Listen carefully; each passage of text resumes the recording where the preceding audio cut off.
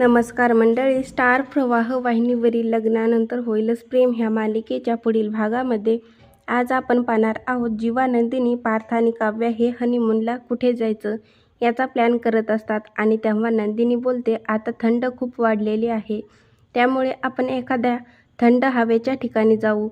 तर इकडे आपण पाहतो वसुंधरा रम्याला बोलते, रम्या, आता आपल्या हाती एवढे मोठे पुरावे लागलेले आहेत, एकदाची घरामध्ये आग लावते अशी झाली आहे, परंतु ही आग लावण्यासाठी मला काडी मिळत नाही. तर इकडे आपण पाहतो सर्वजण हनीमूनला कुठे जायचं याची चर्चा करत असतात आणि माननी सर्वांना बोलते की मागच्या वेळेस तुम्ही आपल्या फार्म हाऊसवर गेला होतात, मग त्यावेळेस काय घडलं ते माहिती ना. तेव्हा काव्य बोलते, प्रत्येक वेळेस माणसाने नवीन आठवणी बनवल्या पाहिजेत आणि मागच्या वेळेस सारखी माणसं देखील राहिली नाहीत आणि वेळ देखील नाही राहिली. तेव्हा काव्या जीवा आणि पार्थकडे पाहत असते.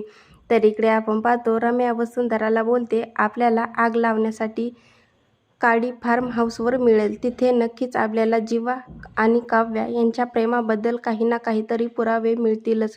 आता पुढे येणाऱ्या भागामध्ये वसुंधरा आणि रम्या कशा प्रकारे फार्म हाऊसवर जाऊन काव्या आणि जीवाच्या विरोधामधले पुरावे गोळा करणार हे पाहणं खूपच मजेदार ठरणार आहे.